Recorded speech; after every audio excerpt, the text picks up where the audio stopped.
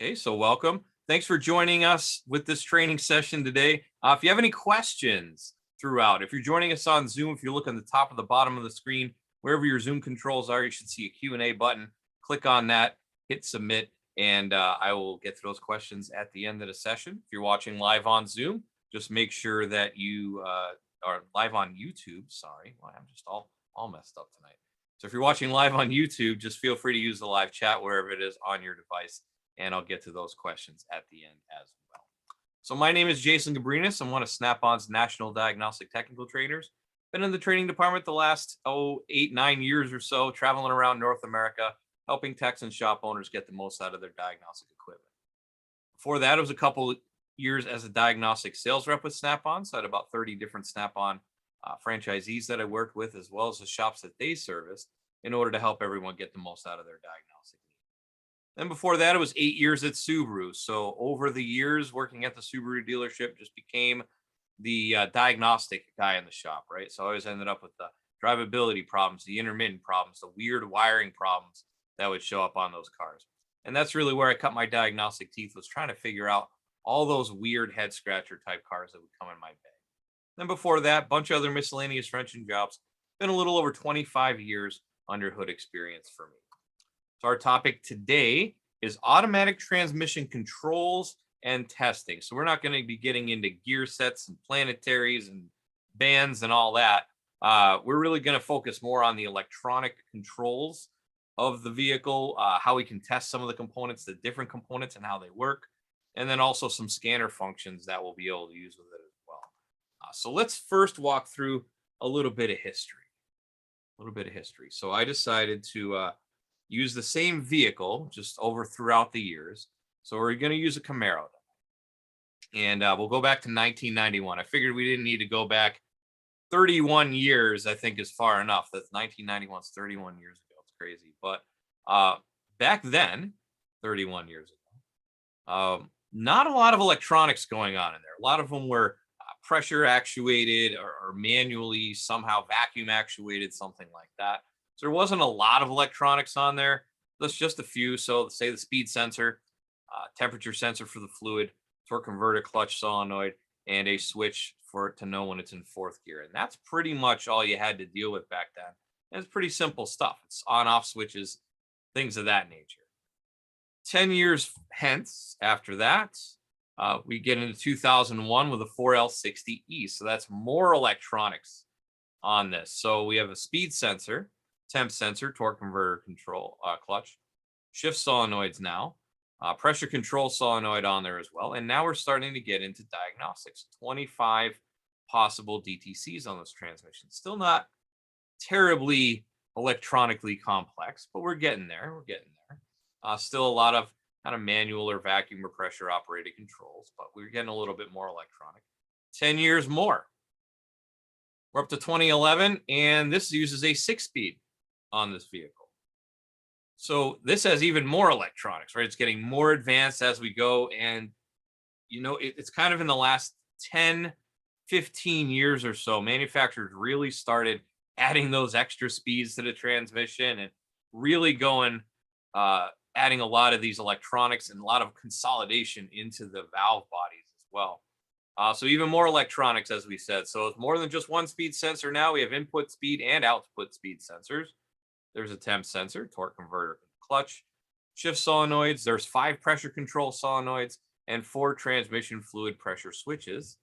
There's also an internal mode switch, so the computer knows when it's in park, reverse, neutral, drive. And now we're up to 80 possible DTCs, and that's just 11 years ago as of this point. Then we get into last year's model, 10 speeds. Remember how I just said we're adding more and more gears to these transmissions now. So even more electronics. The input speed sensor, output speed sensor as we had before, plus 2 intermediate speed sensors. So this is 4 speed sensors. Temperature sensor, transmission range sensor on there. Once again, they're like your Prindle switch. Transmission controlled solenoid valves. There's 9 of those, and 107 possible DTCs on this particular transmission. So just in the last decade or so, we've had this massive explosion of electrical complexity when it comes to the transmission. So learning how to diagnose the little idiosyncrasies with them and the little faults that you might run into. Um, Obviously, we need a little bit of that, right? So let's get into the different functions and the different sensors and things that we're going to talk about components today. So first off, gear selection. Let's start off where we're shifting that transmission into gear. And here's just one example. So this is on a vehicle with a cable gear shift. It's on a Subaru. So on the side of the transmission, there's this half moon looking switch here, and it just has multiple contacts in there. And this arm rides around as the shifter cable. So the shifter cable goes on this little pin here, and it goes forward and backward. Down here is the manual valve on this one. So this is very little electronic control on this transmission. It's an older 4-speed. So it's got this manual valve here, which allows the pressure to change.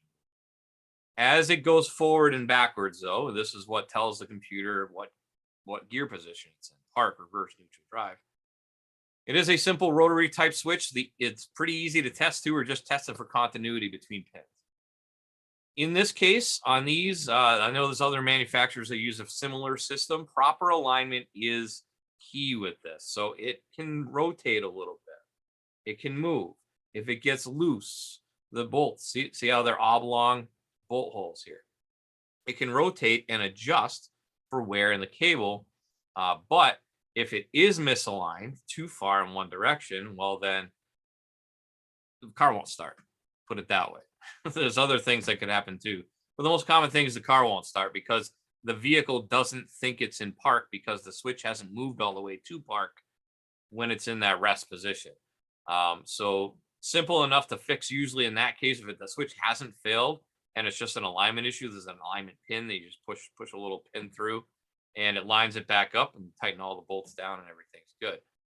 Some modern switches, as well as we'll see a little bit later for the gear shift switches or inhibitor switches, depending on what you call them. Some of them are internal in the valve body or internal on top of the valve body, just kind of in a hard to reach spot, right? A little harder to test.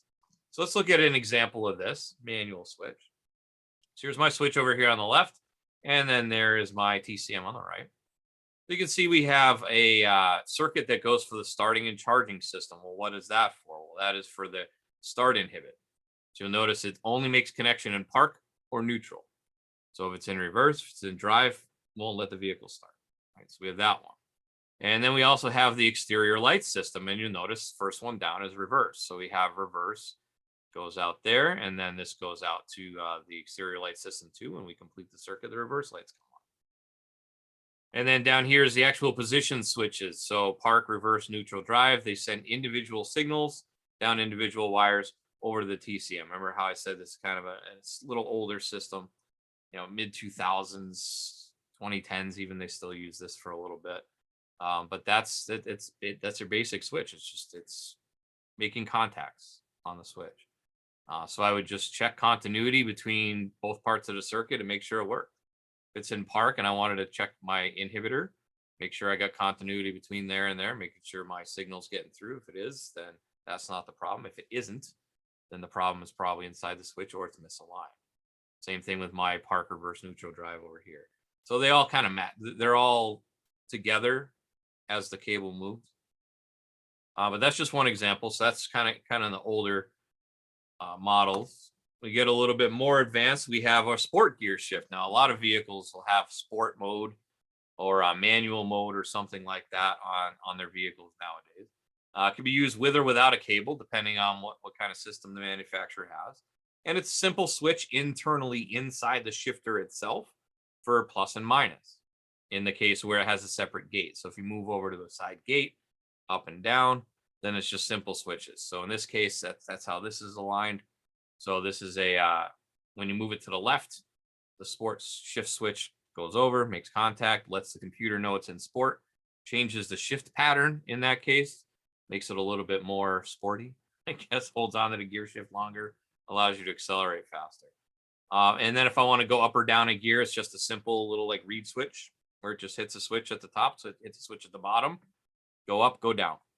Alternatively, we see this all the time as well nowadays, is could be on the steering wheel, the paddles and behind, or it can just be a simple little button switch on either side of the steering wheel as well to go up or down. on my shifter. It could be on the front, somewhere on the steering wheel. Now, usually when it gets to the steering wheel, oftentimes that is over a LIN bus. So that's going to be network data going over that. I'm sure there's some that are hardwired. You would have to check your wiring diagram to know for sure. But more than likely, usually if it's on the steering wheel and it's a shift like that, it's going to be using a LIN bus. So that'd be more of a data 12-volt square wave differential. And then we have this little guy right here. Now, as far as I know, and as far as I'm concerned, this can be a polarizing little gadget here. In my opinion, this is only my opinion, having a large knob to shift the car right next to the large knob for the volume and the large knob for the heater, and I want to probably not try to look down at the dash when I'm driving, that could be problematic, maybe. Not really sure, but I don't know if that's the best idea, but hey, they're out there. They're used in FCA vehicles for sure. Other vehicles have them as well. Sometimes they're down a little further, not necessarily the same spot. And this really, it's a computer. It's a digital rotary encoder. So it doesn't have hardwired stops. The only real feedback stops you'll get is just for driver feedback, so you can tell what gear you're in. Because really all it's going to do is just spin when I'm not actually inputting a shift. So it's just a rotary encoder. All communication on this is over a network. So it's going to send serial data over a network. And we're going to use the scan tool generally to diag because we can see, well, is the computer seeing this serial data? Is it seeing the position of this gear knob, shifter knob? So give you the example of the wiring diagram for this. Got power coming in, we got ground over there. And you can see we got a CAN bus here, goes out to the computer data line. So that'll give the data to the rest of the vehicle. So the ECM, ABS, whatever needs to know what gear the vehicle's in. And then these two will go right over to the transmission control module in that case. So it's pretty well direct. Goes over there, and this is on a non-hybrid vehicle. Goes over to the from the data bus. So this is CAN. So you could see, is it outputting signals? So I could check it, pull it apart, or pull it out of the dash and check the back and check CAN and see if I'm getting data messages and make sure the messages are proper voltages and things.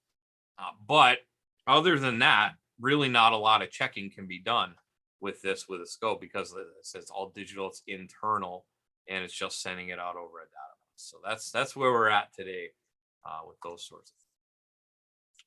Now let's get into some of the sensors. So first off, we have our temp sensor. Transmission fluid temperature sensor is probably one of the earliest sensors that got put into a car or into an automatic transmission, should I say. And if you've seen any of your other classes on temperature sensors of any kind, it's a negative coefficient thermistor. As the temp increases, the voltage decreases, or if the manufacturer wired it the other way, as it increases. Could go either way.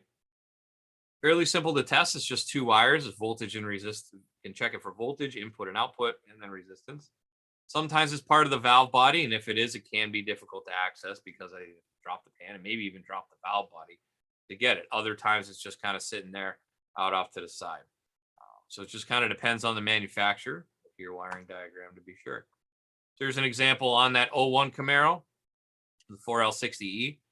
So in this case, the transmission fluid temperature sensor is a 2-wire thermistor. As the transmission temp increases, thermistor resistance and signal voltage decrease, as I said before. Now, on a cold trans, voltage is sent through a high resistance circuit in the PCM. On a warm trans, voltage is sent through a low resistance circuit in the PCM. Now, this is important to know when I'm testing this, and I'll show you why in a second. Now, this dual circuit improves transmission fluid temperature accuracy over all temp ranges. PCM uses transmission fluid temperature signal to determine shift patterns, engage or disengage torque converter, and determine hot mode operation. Now, this is timely for me because it's things you don't take into consideration thinking about it. But it was really cold here last week before. And whenever I take my car out in the morning, it was really, really cold out. My vehicle RPM stayed wouldn't go below 2,000 at all, no matter what. It's like it wouldn't want to shift. But what it was really doing is holding it in a lower gear in order to heat up the engine faster, in order to heat up the fluid faster, because we know cold fluid isn't going to work as well as warm fluid. So it just tries to get it to heat up faster. When it finally did get to temperature, normal operation resumed after that. So that's just kind of giving you that example of when it's really cold out, your shifts are going to change and your shift pattern is going to change. It might not go into overdrive, might not go into torque converter, might just stay in third gear if it's a 4-speed, that sort of thing. So just be aware of that too. Customer complaints on that before. And then here's that temp chart. So this is on that same 01 Chevy. And you'll notice it gives me a temperature chart in Fahrenheit and Celsius, and then what my minimum, maximum, and nominal resistance is. So let's say it's 32 degrees Fahrenheit, 0 Celsius. Minimum resistance we should see when we test it is 8,481 ohms, 10,365 on the upper end, and then really where it should be ideally is right around 9420. And you'll notice that corresponding voltage output is 3.45. If I get up to 50 degrees, you can see across and the voltage is 3.01. But watch what happens when I get down to 122 degrees on the chart Fahrenheit. The voltage goes back to 3.25. That's because it's switched to that lower resistance circuit. We got our higher resistance circuit here. Once it gets up over, I don't know, looks like maybe 110 or so, then it goes to that the low resistance circuit, and the voltage jumps back up. So if I were to test this and didn't know that it had that switching circuit, and I tested it and I saw, let's say 1.10, and it could be 104 or it could be 230-ish, 225, right? So that's a big difference in temperature, but the voltages are the same. So another way to double check that, of course, would be to double check the resistance as to what it is. But if you didn't understand that and you only knew the voltage charts for some reason, that could trip you up. So just be aware that you want to check the voltage and the resistance based on the temperature, because it could change on this particular transmission. I'm sure there's other ones that do a similar type thing. But that was just kind of an interesting little gotcha that I found doing the research on this. So definitely make sure that doesn't catch you up. So that's a temp sensor. Let's talk about the speed sensor. So speed sensor, generally speaking, is usually a Hall effect sensor. So as it generates a magnetic field, and then as whatever it is reading for speed disrupts the magnetic field, it sends out either an analog or a digital signal, depending on what kind of sensor it is. Just like if you watch the Cayman crank sensor class, the same type of deal. So it reads input and or output shaft speed and or in their intermediate speeds too, because that we had that one transmission with 4 speed sensors there. So we're going to test it for a voltage output, resistance. It can send out a signature as well. Sometimes it's part of the valve body, as we'll see in a minute, and in that case can be difficult to access. Otherwise, if it's kind of like this is one off a Japanese cars made by Mitsubishi there. It's just got one bolt that goes inside. That one's easy to test. It's a 3-wire, so that'll be a digital sensor. It's a 2-wire, it's an analog sensor. We come in here, and this is an example on an 09 Subaru of the 5-speed. So that has 2 speed sensors. So turbine speed sensor 1 measures trans input shaft speed and torque converter speed. Turbine speed sensor 2 measures the transmission speed itself.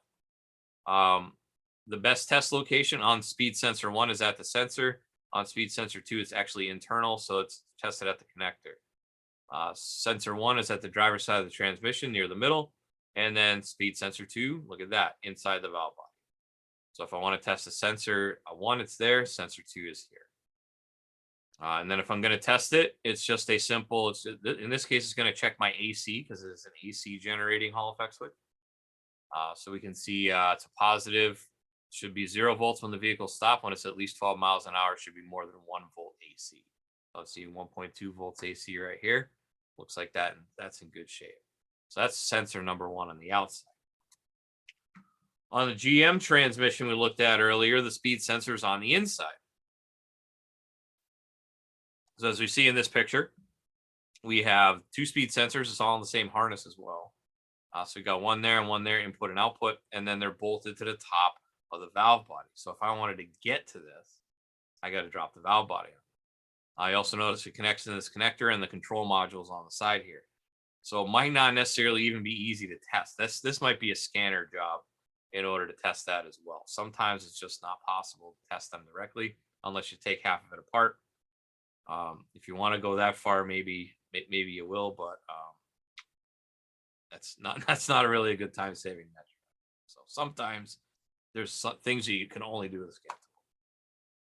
Now let's talk about solenoids. We have two different types of solenoids, and we've discussed solenoids a few times before. But in this case, we have an on-off solenoid, which is on or off, open or closed. Computer controls the ground side or the power side, depending on on how it's set up. It's an open and closed function.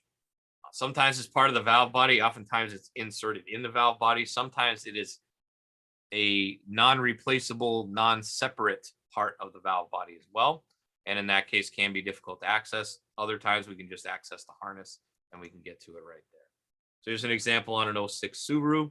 In this case, it's a 4-speed, and these are on-off type solenoids. So in this case, they're power side switched by the TCM and grounded through the trans housing. So as I said, it can be power or ground. And since we have two solenoids, we can have 4 different combinations of solenoid operation, and that'll give us our different gears. So if both solenoids are on, I'm in first. If solenoid 1's off, solenoid 2's on, I'm in second. Third is off, and fourth is on. Best test location is right underneath at the top of the bell housing. There's a connector there, so we can check this connector, and it'll give us all of our different solenoids. Oops, we went too far. Let's see. And then also road test vehicle. When the solenoid is turned on, the meter reading should be positive battery. When the solenoid is off, meter reading should be less than a volt. Refer to shift solenoid apply chart for proper solenoid switching in each gear. So you can see that right there. You could also actuate the solenoid on or off and then check the voltage in the bay as well. So oftentimes there's a functional test you can do, turn them on and off, and then just check it with a scope, check the volt. Then we also have pulse width modulated solenoids. So those are modulated on or off operation. It's really an open and close, but it's an open close percentage over time. So if it's at a 60% duty, that means it's on 60% of the time, it's off 40% of the time, and so on and so forth. So computer controls power or ground side or both. Like I said, open and close percentage. Sometimes, once again, part of the valve body, and sometimes, depending on how it's set up, it could be difficult to access. There's an example on a 14 Explorer. That's a 6-speed. Torque converter clutch solenoid, in this case, is pulse width modulated. So TCC solenoid is an integral part of the solenoid body, and being so, it is not available as a separate unit. So there's that case where you can't buy it separately, and might make it difficult to test separately, but it looks like we can.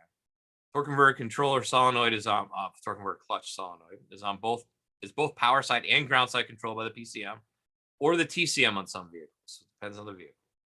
PCM or TCM controls common solenoid power used by all solenoids in order to cut power in case of a circuit fault. Solenoid duty cycle is controlled on the ground side to allow for smooth torque converter clutch application. The TCM controls the torque converter lockup by varying the amount of current applied to the TCC solenoid. When no current is applied, the TCC is fully released. When maximum current is applied, the TCC is fully applied. And then we can vary it from nothing to all, and that gives us a smooth engagement. So it's not just a harsh, real quick jamming it in.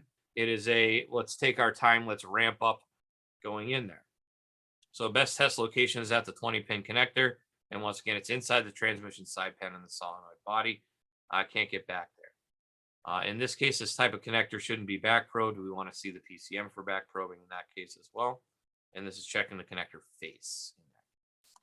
And if we wanted to check it, it's going to give us a duty cycle test. Yellow to torque converter clutch minus, black to no good ground, road test the vehicle, absorb the duty cycle. PCM may command it 2nd through 6 gears.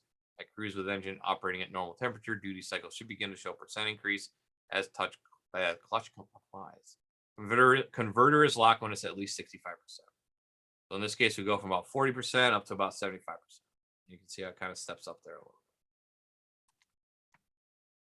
little. Here's another case of that 2011 Camaro. So in this case, uses 2 on-off type solenoids and 6 pulse width modulated solenoids. Scanner is used to view their states. Solenoids are not serviceable separately from the TCM. The entire assembly is called the Transmission Electronic Hydraulic Control Unit. So that is a replace the whole darn thing. Let's see. The clutch pressure control solenoids control pressure at each clutch. The chart that follows shows the pressure control solenoid state as NH or NL, which is normally high or normally low. An NH solenoid allows pressure to travel to a clutch when the solenoid is turned off, whereas a normally low solenoid prevents the pressure from getting to the clutch when the solenoid is turned on. Shift solenoid states are shown as normally closed. These solenoids allow oil to pass through them when turned on and block flow through them when turned off. And there's my different solenoid states in combination. We don't need to read through all of those because we're not actually testing the darn thing right now. Also note, the solenoid controlling line pressure can be tested for a function using a scanner and a pressure gauge. So we can connect a 0 to 500 PSI pressure gauge or transducer, we use a pressure transducer for this, to the transmission line pressure port on top left side of the transaxle next to the filler cap, and command the line pressure on using the scanner. So I can use a functional test with the scanner and test it using my pressure probe. Commands are given in increments of 200, match the command value to the pressure value shown in the following chart. Note that pressure should not exceed 300 psi. As we go down here, we see at a none, it's 50 to 80, 200, it's this, et cetera, et cetera. Here's another point here as well. So all of the pressure control solenoids are programmed by the manufacturer to operate correctly together with the vehicle that the transmission is installed into.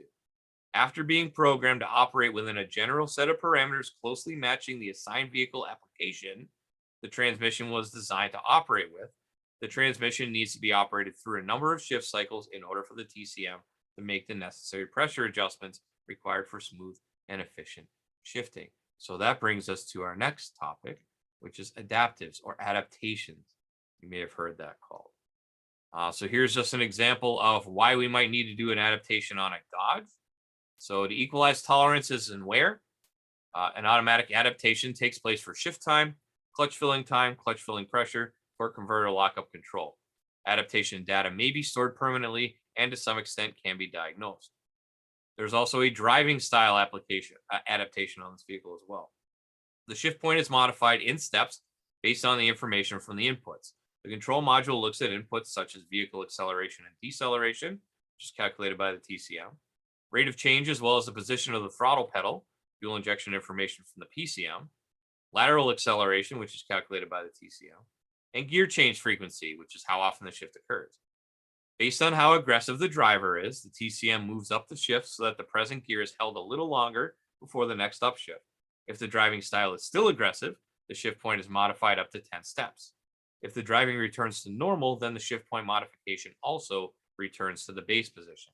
In this case, this adaptation has no memory, so it's not going to adapt and stay that way so the next time you start the car.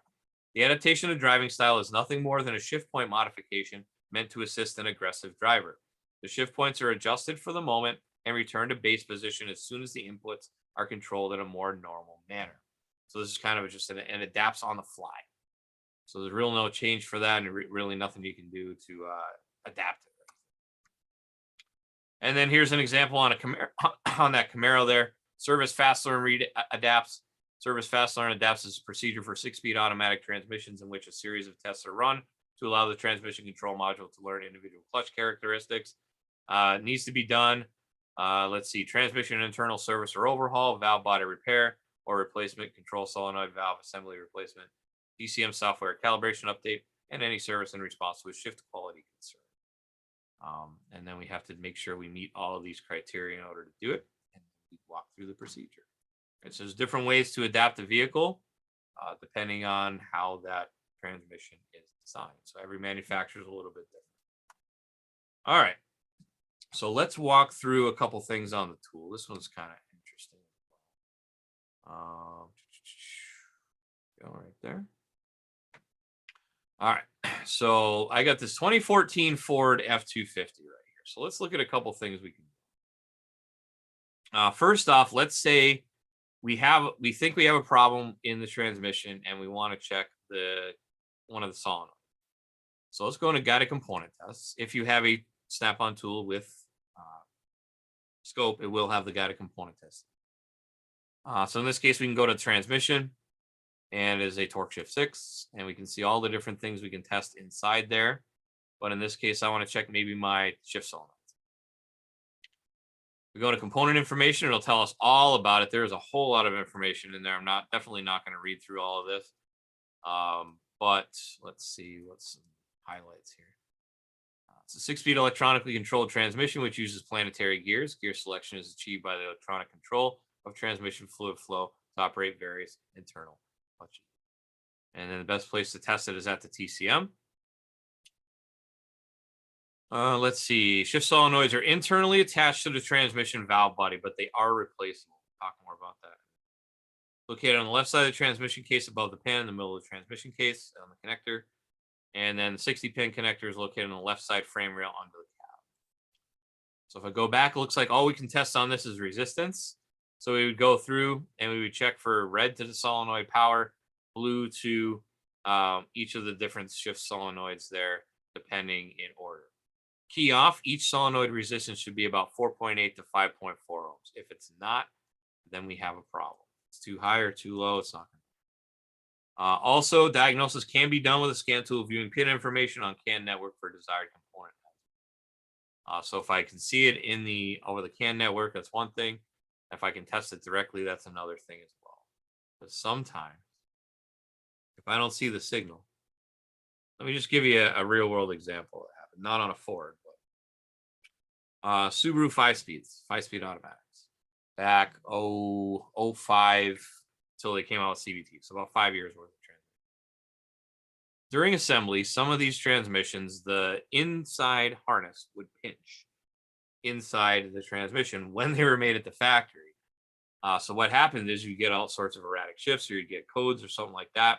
And then you could even go test the component and it wouldn't test correctly because we had a break in the line somewhere in between. It was short in the ground or it was open or whatever it happened to be. So in order to test it, you actually had to pull down the pan and look at the harness and see if it was pinched. If it was pinched, you had to replace the harness, which wasn't all that easy, but at least you could figure that out. It wasn't a component problem, but it would flag a component problem, but it was a harness problem. So that's just one of many examples of where you want to test for sure to know. It was actually a bulletin. All right, so that is on my Ford there, testing the solenoid. Now, once I test the solenoid, if the solenoid did test bad, and I verified there wasn't any problems, there's a couple things we can do inside the scanner as well. So let's go into service resets and relearns. So this will give us a quick link to any of our resets, relearns, adaptations that we need to do on the vehicle. And you'll see we have one for reset transmission adapters. I can do that after I do a repair. And then replace or relearn the valve body. So the solenoids are in the valve body. So let's take a look at some information here. So valve body related, we have some TSBs. And let's see, malfunction indicator lamp with codes. And that's post-clutch cylinder, a couple different drivability concerns, etc. Not really concerned with that right now for this case. Functional resets and calibrations, and we can see we have different on-offs for our shift solenoids, and we have this thing called transmission characterization and solenoid. Before we go into that, let's go look at our repair information. So I have ShopKey linked up on here. So if I wanted to do a valve body, let's say, because that's what it links us to. Let's say it's real. We'll go in and let's go to remove and replace. Because this tells us all about, just jump down here a little bit. This tells us all about the solenoids. Right, so the solenoids are inside the valve. You can see they're right here. I'll blow that up. There's my solenoids. There's 7 different solenoids. The computer doesn't always know when you replace the solenoid what it needs to do. So you have to tell it. There's a test that we can do, which we're going to talk about here in a second. There's some more information about it there. But we need to be able to identify that solenoid. So if I get down a little bit further, pretty far in the procedure, because this is all taken apart the valve. Almost there. There we go. So band numbers. So there's different band numbers on these solenoids. There's normally high, normally low, as we saw before. And then there's these numbers on. So if we take a look at this picture, there's a band number. There's my O-rings right there. But there's my band number right there. It's number 3. So in order to find this, I would need to drop the pan and all that good stuff in order to see this. And then I might be waiting for the part. So they did give us a nice little way to do this automatic, well, not automatically, but without dropping the pan, without getting messy. And it's that transmission characterization and solenoid. We go in here. This is actually going to give me a different transmission. So transmission characterization will tell us, okay, what kind of transmission is in there. Just make sure that matches as well. Choose to read the transmission strategy and identification from the module. Refer to vehicle workshop manual for further details. I continue, and it's going to just give me my demonstration one. So it's a 6R140, which actually that is the right transmission. 13-digit solenoid body strategy, 8-digit solenoid identification. Is that correct? It sure is. And it's going to go in there, and it's going to give me a little bit more information, different strategy numbers, identification. Transmission identification and strategy should match the service tag on the transmission. The tag on the 6F or 6R transmission is missing, damaged, or if the strategy or identification does not match the tag, it may be necessary to remove the main control cover and identify and obtain the identification and strategy information from the solenoid body itself. So that kind of defeats the purpose of doing this automatic test. And then solenoid bands. So if I wanted to determine, if I determine one of these solenoids is bad, and I wanted to order the part, and I didn't want to take the transmission apart yet because maybe it's going to take me a couple of days. So I'll hit continue. And it will tell me, okay, is it the right transmission? Yes, it is.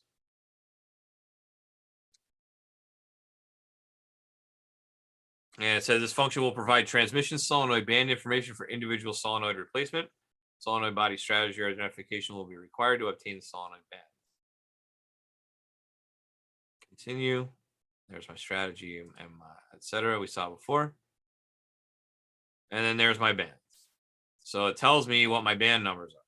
So if I needed to replace shift solenoid D, if I tested it and that shift solenoid D was bad, so normally low, and then band 2. So that's what I need to order as a replacement before going any further, before dropping the pan, draining the oil, for making the truck undrivable for a while, because maybe, like I said, maybe it takes a couple of days to get the parts in. Then you would see, okay, well, it's band number 2, and then you would call and order that up from the dealership and have all the right information. So that's kind of nice how they give you that information right there. If I exit, it's going to bring me back to the top, and here I am. So if I wanted to command my gears, I wanted to change my different solenoids on and off, I could do that from there as well. And then the other thing we can do is reset the adapters. So once we do any repairs in here, we also need to do adaptations. So we can halt the transmission adaptive learning, we can resume transmission adaptive learning, we can stop use of transmission adaptives, and we can clear transmission adaptive tables. So you just walk in there, it's a simple reset function, you go into the test, you hit that, and good to go. I can even show you what it looks like. It's just a simple reset button. It's nothing fancy. So it's going to go in here, clears the adapt tables, hit continue, transmission and part, key on, engine off, and then it's done. Simple as that. And then you would drive the vehicle accordingly, and then it would relearn the adaptations in there. So that's that. That is some functionality that we have with the scan tool that we can use. Different things we use. There's a bunch of different component tests on there, a bunch of different vehicles, tons of information out there. But just know that, yeah, it's a little more complicated. It's definitely more complicated than it used to be. But hopefully we've gotten to the point where it's thermistors, it's solenoids, it's Hall effect switches. And if we've tested any of those on any other systems on a vehicle, it's very similar testing on a transmission as it would be on an engine with that. So hopefully you can get a little bit more comfortable with that with the information we've shared with you today. And let's talk about what we're going to talk about next week.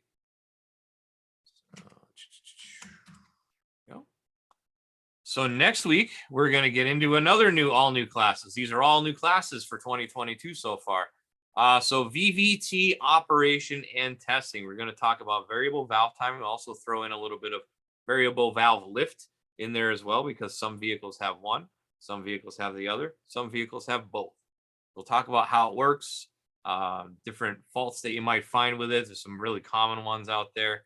And also, how are we going to go and diagnose these different systems and how are they set up? So hopefully you'll join me again next week for that. Like I said, VVT operation and testing, 6 and 9 Eastern, live. If you want to join live, if you want to join on Zoom, go to snapon.com/ot and go and register for that class. Or the 6 o'clock Eastern goes to YouTube. So if you go to youtube.com/snapon-diagnostics. If you are watching on YouTube, please make sure you hit that subscribe button and that little bell next to that as well, just to make sure that you'll know next time we go live. We go live every week, but and then 9 p.m. Eastern goes live to my Facebook page. So if you go to facebook.com/SnapOnJason, all one word, and there's no dash in the Snap-on, you can watch it there on Facebook. We try to make it as easy as possible for you to get as much free training as you can possibly handle once a week anyway. So we try to make it as much access as you can get. If you want to see some of our previous topics that we've done training on as well, it's anything from ADAS, data bus testing, different components we've done over the summer, pressure transducers as well, last week's component testing and correlation. All of them are available on YouTube, on youtube.com/SnapOnDiagnostics. There's a playlist just for the live training. It'll walk you through a bunch of different things in there. So hopefully you can get some more use out of that as well. Now it's time for questions and answers. Looks like on Zoom we don't have any. So on Zoom, if you do have a question, click the Q&A button, type it in, hit submit, and I'll get to those. Looks like we do have a couple on YouTube. Looks like we also might have some other stuff going on in there too. So we'll get to that. I also want to mention my buddy Al as well. So like I said, we want to give you as much training as possible, and it's all free. 4 nights a week we do training. So I do Tuesdays, Al does Monday, Wednesday, and Thursday. So Al does scan tool specific training. So Monday's Apollo, Wednesday's Zeus, Thursday's Trike. So first hour, pretty much the same any night, just on that particular tool. So let's get your Wi-Fi set up. Let's get your free Snap-on Cloud account set up so you can share files with your own customers. And then it's a walkthrough of Fast Track Intelligent Diagnostics. How does this help me as a technician? Doesn't matter what kind of technician, what level of technician you are, it will help you diagnose a car faster because it automates a lot of the information that you would be doing manually. Yes, you can set it all up yourself, but I'd rather click one button and have it all done right there. So it's going to walk through how that works. And that's the first hour. Then on Wednesday and Thursday, after a short break, since these tools have scopes and meters in them, he goes through the scope, the meter, the guided component testing, all of that fun stuff through the second hour.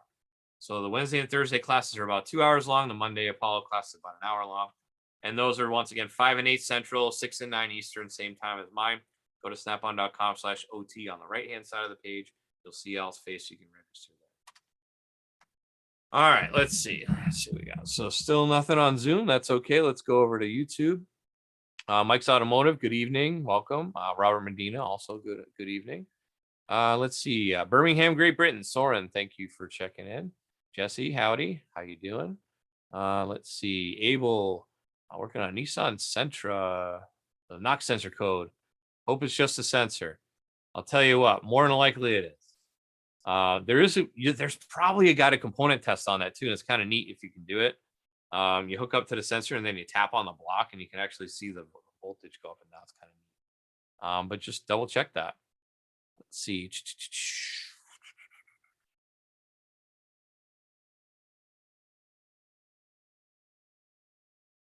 I don't know why that was held for review, but let's see. Mike's Automotive Diagnostics has a good one he experienced a little while ago. Had a torque converter clutch solenoid that tested fine electrically, but was not actuating. Replaced it and it worked fine for several hundred miles. And the root cause showed up when the transmission came apart. Metal all throughout the training.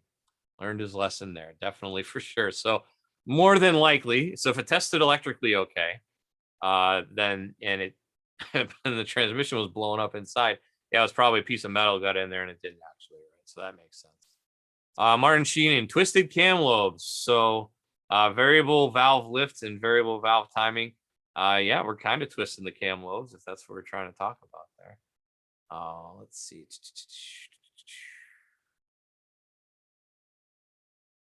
Let's see. DJ just ran into a transmission that's locking up when the customer moves from park to reverse or neutral to drive or reverse. Basically, a diagnosis the valve body was locking up beforehand. Could very well be, could be one of the solenoids. I don't know about necessarily locking up, but I know there was a big problem at Subaru. I always go back to Subaru, but hey, Rebuilt plenty of Subaru transmissions. Go back to Subaru, and it was low reverse clutches. There's a clutch pack in the front for low and for first and reverse. So when you go reverse, back out of the driveway and then go to driveway, slam right in the gear. Off of it was a wicked delay too. So it'd be a 2 or 3 second delay. You press the gas and nothing happened. Then it would finally bang into gear. So that was the fix on that one, was the low reverse clutch pack. Brandon, thank you for the kind words. Thank you for checking in there.